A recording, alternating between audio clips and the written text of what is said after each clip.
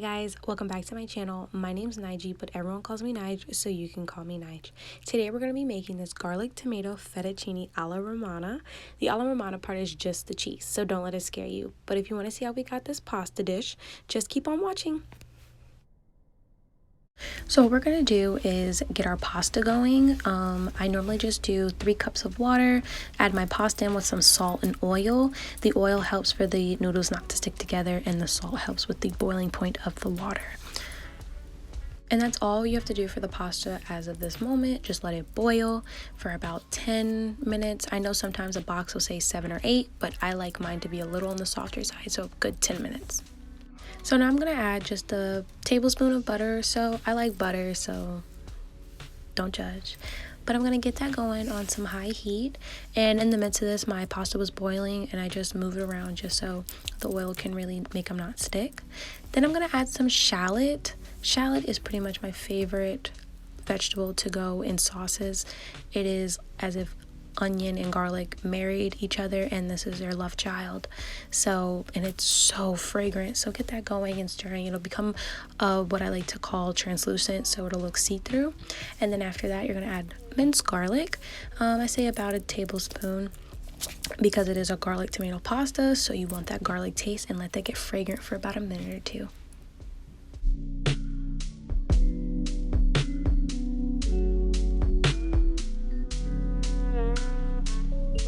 So after you have the shallot and the garlic going, I'm going to add some diced tomatoes. Unfortunately, I'm using the ones in a can. Because of COVID, I kind of don't feel comfortable buying produce still right now. So be mindful that you can use actual tomatoes. But for this recipe, I'm going to use canned because I kind of am on the weary side about the supermarkets in my area. So after I've got that going, I'm going to add some tomato paste. Now I'm kind of going to go a little heavy-handed on this tomato paste because we're going to fold this into the diced tomatoes. This tomato paste will help in our sauce thicken in a way that the tomatoes probably won't, because the tomato, when you're cooking them, releases water. The tomato paste is just going to put the actual tomato back into the sauce.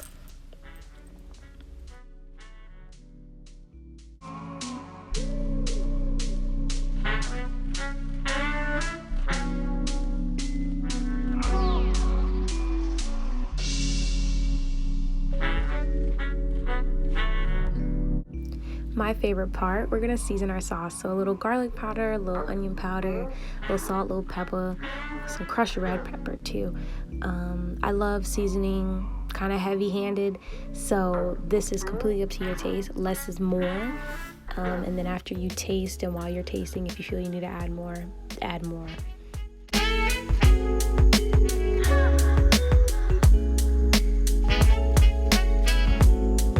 And really let your sauce cook and let those seasonings really go in to the sauce. You know, that's one thing I hate about sauces. Sometimes I feel like people season them a little too quickly and don't let the seasoning do its job. Let it work through it all. And I kind of cook mine on medium heat, high heat, because I really like for stuff to hurry up because a girl will be hungry.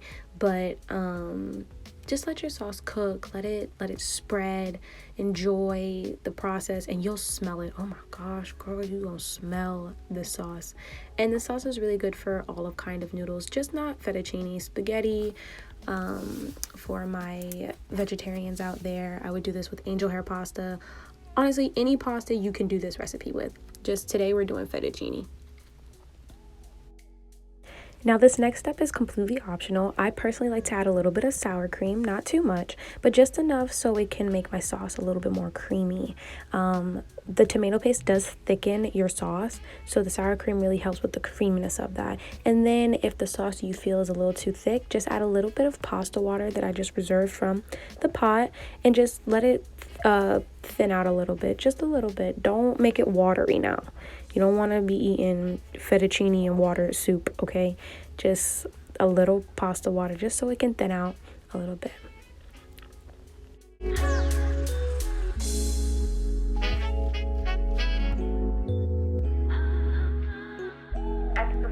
So after you've added that sour cream and a little bit of water to thin it out a little bit, let the sauce cook, you know. Let it do what it do. Let those ingredients really mend with each other, and then stir it around. Make sure everything is evenly distributed and that the sauce is cooked all the way through. So after that, we're gonna add some butter to our noodles after we strained it off, of course. I think the butter really just adds a really nice flavor to the noodles itself. Now we're to my favorite part.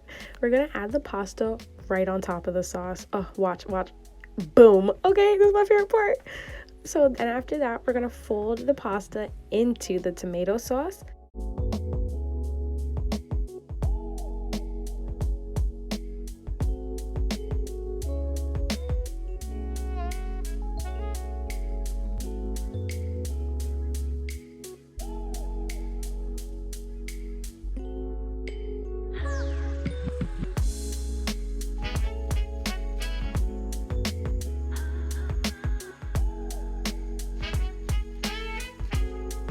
So I'm just folding the pasta into the tomato sauce.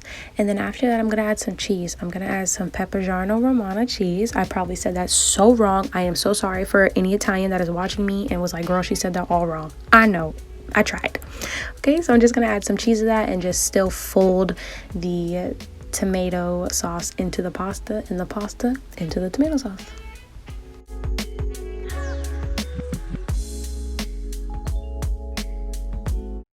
And you see me here just plating and making sure the plate is pretty. Trying to use this culinary degree to good use, girl. It was not cheap, you feel me? So after you fold the cheese in and you're happy, you can put this on a plate or in a bowl like I am. I just twisted around a fork that you would use when you were grilling, and it makes a really cool spiral with the noodles. And I just like to add some more cheese because I like cheese, and some crushed pepper flakes, and boom, you have yourself some pasta.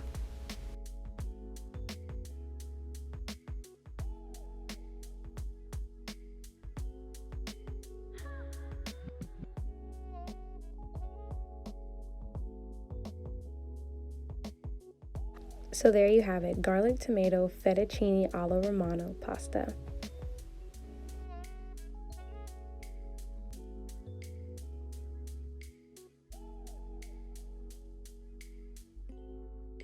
Consider Alfredo a thing of the past, okay? I hope you like this recipe. If you want to see me make more pasta dishes, let me know in the comments below.